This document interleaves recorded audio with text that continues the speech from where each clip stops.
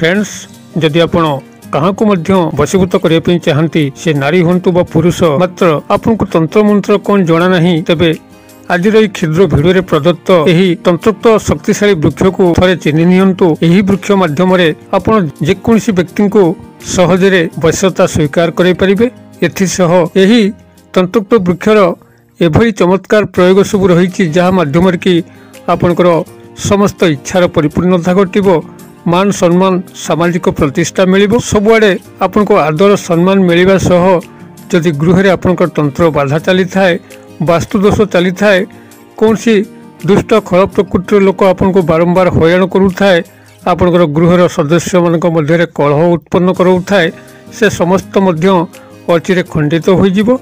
एथिसह जदि आपनकर आखपाखरे कौन सी जगार पोता धन गड्डा धन अच्छी जहाँकि माटी तले थाए, जितेबाला कौन व्यक्तिर सौभाग्य क्रमे ताकू प्राप्त होता है तेबे से महाधनशाली होता है। ताहा मध्य यही तंत्रोक्त वृक्ष माध्यम जना पड़ कौन तंत्र मंत्र प्रयोग एथिरे नहीं, सूक्ष्माति सूक्ष्म प्रयोग केवल या थरे भिडियोटी को संपूर्ण भाव देखिक बुझी जातु एवं यही महान शक्तिशाली तंत्रोक्त वृक्षर जो अनवद्य दान ताको ग्रहण करनियंतु। तेबे जदि आपण मानक जीवन में कौन से भली अजात शत्रु थांती आपन को आदौ शांति बंचे दौन था तेबे मध्य चमत्कार भाव में यही तंत्रोक्त वृक्ष आपन को साहाय्य करिवो। ए समस्त विषय को अवगत होवाई आपन निश्चित भाव में भिडियोर शेष पर्यंत जातु एवं चैनल को प्रथम बार आसते एवं यही कंटेंट रुचि रोते चैनल कड़े थिबा लाल कलर सब्सक्राइब बटन क्लिक करी बेल आइकन क्लिक करी एवं ऑल नोटिफिकेशन पर क्लिक करी चैनल टी को सब्सक्राइब करनियंतु। जेभली कि आम जेतल आपण सेवारे यही तंत्रमंत्र भिडियो अपलोड करिवो तार सर्वप्रथम नोटिफिकेशन आपण पाखरे पहुंचबो एवं से सब को आपण माने सर्वादू देखिकरी किछि ज्ञान आहरण करि परिबे। तबे फ्रेंड्स एबे सुन नजर पकेबा एही शक्तिशाली तंत्रोक्त वृक्ष जहा माध्यम कि आपण चाहुथिबा कोनसी नारी बा पुरुष को सहजरे वश्यता स्वीकार करि परिबे। ता सह जदि आपनकर आख पाखरे कोनसी जगह गड्डा धन पोता धन अछि ताहार संधान नहीं पारिबे। एथिसह कोनसी अजात शत्रु को आपनकर चिर वश्यता स्वीकार करे कि तार पार्टी को सबुदिन बंद करें। एथिसह आपन को समस्त इच्छार परिपूर्णता घटवा, चाकरी वृत्ति कर्म नियुक्ति वाणिज्य व्यवसाय उन्नति होगा, सामाजिक प्रतिष्ठा मान सम्मान वृद्धि होगा एवं गृहरु तंत्र दोष वास्तु दोष एवं कौन सी ग्राहिक बंधन आपण माने मुक्त होगा। ये समस्त क्रियाकलाप यही क्षुद्र वृक्ष माध्यम ही आपण माने करि परिबे। ए वृक्षटी एभली भाव में सर्वव्याप्त गाँ गंडा सहर जोठी देखिए आपण माने वृक्षटी को पाइबे बना बना वृक्ष भाविक लोक मैंने हाणी पकाती एवं यार जीवन चक्र एते व्यापक आपण या माटी उपरे पकेले मध्य से बंचीजीव, पानी उपरे पकेले मध्य बंचीजीव। ए वृक्षटी आदौ मरे नहीं, जोठी खंडे डाल मध्य आर पड़ी थाए से गछ बाहरी पड़े। तेबे ये जो वृक्ष आपणकर अंचल भिन्न भिन्न नाम हुए डाकु थाई पारंती। यह आम अंचल काठकलम गछ बोली कुआजाए एवं जदि आपण माने गूगल रे सर्च करिवे बेसरम प्लांट बेसरम पौधा तेबे आपण माने यार संधान पाइबे।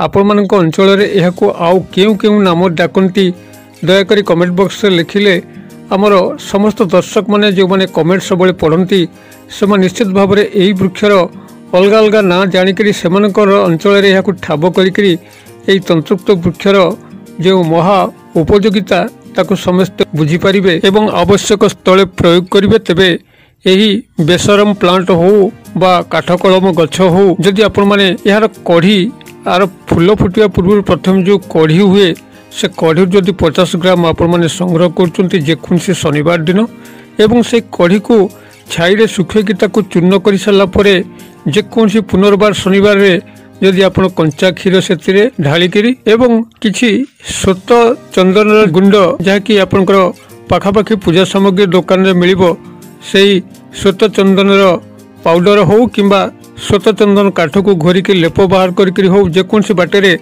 जदि आप तीन जाक को मिलेकरी आपणकर ललाट थर्ड आई पॉइंट जोठी माँ भौणी मैंने बिंदी पिंधती आपन जदि निजर अनामिका अंगुली जहाँकि आपन रिंग फिंगर जदि सेही अंगुली रे टिपाटिए नहीं आपन थर्ड आई पॉइंट रे लगाउचंती एवं बाहर को जाउचंती तेबे आपनकर संस्पर्श रे जो व्यक्ति आसीबो से आपन को आदर सम्मान देखेबो, आपन को उच्च आसन मिलिबो एवं यार क्रमागत व्यवहार रे आपनकर सामाजिक प्रतिष्ठा दिनू दिन वृद्धि पाइबो। एही भली भाबरे जदि ଯେକୌଣସି ପୂର୍ଣ୍ଣିମା ତିଥିରେ ଏହାର ଏକ ଫଳକୁ ସଂଗ୍ରହ କରି ନିଅନ୍ତି ଆପଣଙ୍କର ଏହି କଢ଼ିରୁ ଫୁଲ ଫୁଟିଲା ପରେ ଏକ ସ୍ୱତନ୍ତ୍ର ଫଳ ଏହାର ଜନ୍ମିଥାଏ। ଯଦି ଫଳଟିକୁ ଆପଣମାନେ ଯେକୌଣସି ପୂର୍ଣ୍ଣିମା ତିଥିରେ ସଂଗ୍ରହ କରିକିରି ସେହି ପୂର୍ଣ୍ଣିମା ତିଥିର ମଧ୍ୟରାତ୍ର ସମୟରେ ଯେତେବେଳେ ଜହ୍ନ ପୂର୍ଣ୍ଣ ଭାବରେ ପଡ଼ିଥିବ, ସବୁଆଡେ ବାଦଲ ଆଚ୍ଛାଦିତ ନଥିବ, ସେହି ପୂର୍ଣ୍ଣିମା ରାତ୍ରିର ଠିକ ମଧ୍ୟରାତ୍ର ସମୟରେ ଯଦି ଆପଣମାନେ ଏହାର ଫଳକୁ କଳରେ ଜାକିକିରି ନିଜର ଆଖି ବନ୍ଦ କରିକିରି ନିଜର ଇଷ୍ଟ ଦେବାଦେବୀଙ୍କୁ ଚିନ୍ତା କରିକିରି ବାହ୍ୟ ପ୍ରାଙ୍ଗଣରେ ଠିଆ ହୁଅନ୍ତି, ତେବେ ଆପଣଙ୍କର ଆଖପାଖରେ କେଉଁ ସ୍ଥାନରେ ଗଡ଼ାଧନ ଛପିକି ରହିଛି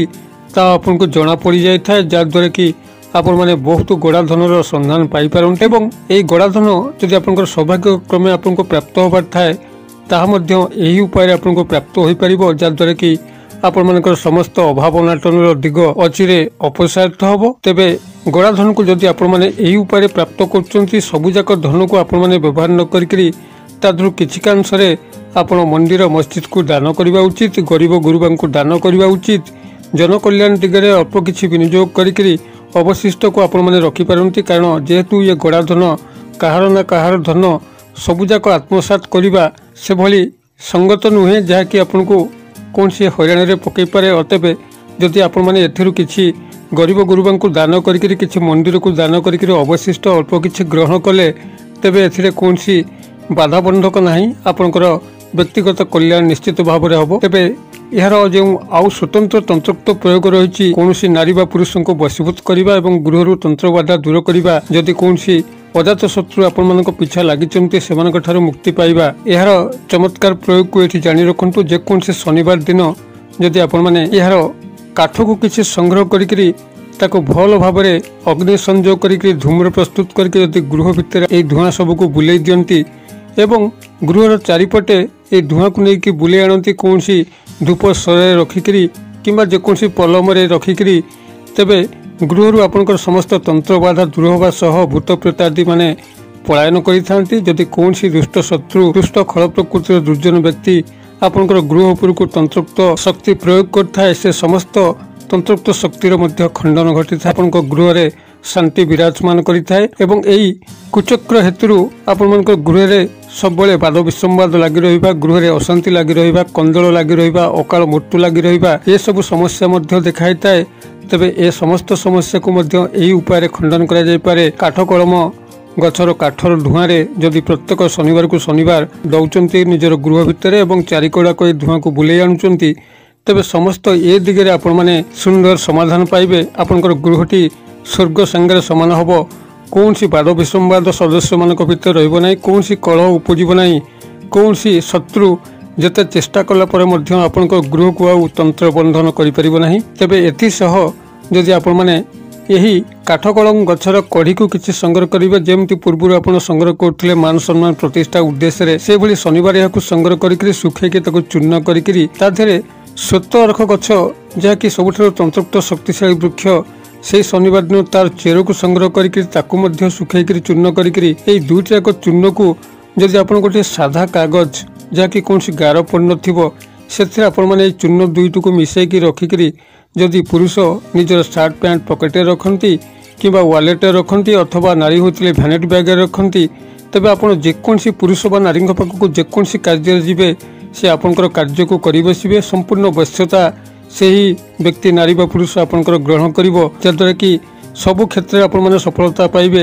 ଆପଣଙ୍କର ଚାକିରି ଇଣ୍ଟରଭ୍ୟୁ କ୍ଷେତ୍ର ହେଉ, ବାଣିଜ୍ୟ ବ୍ୟବସାୟ ସ୍ଥଳୀ ହେଉ, ପ୍ରେମ ପ୍ରଣୟ ବିବାହ ଭଳି ମାଙ୍ଗଳିକ କାର୍ଯ୍ୟ ହେଉ, ଏ ସମସ୍ତ କ୍ଷେତ୍ରରେ ଆପଣ ସମସ୍ତଙ୍କୁ ସର୍ବଜନ ବଶୀଭୂତ କରିପାରିବେ। ଏଥିସହ ଯଦି କୌଣସି ଶତ୍ରୁମାନଙ୍କ ସାମ୍ନାକୁ ମଧ୍ୟ ଆପଣମାନେ ଯାଆନ୍ତି, ତେବେ ସେହି ଶତ୍ରୁ ମଧ୍ୟ ଆପଣଙ୍କର ଚିରବଶ୍ୟତା ସ୍ୱୀକାର କରିକିରି ଆପଣଙ୍କ ପାଖରେ ଆଜୀବନ ସେଇଭଳି ଯୋଗ ହୋଇକି ରହେ, ତା ମୁଖରେ କୋଲପ ପଡ଼ିଯାଏ।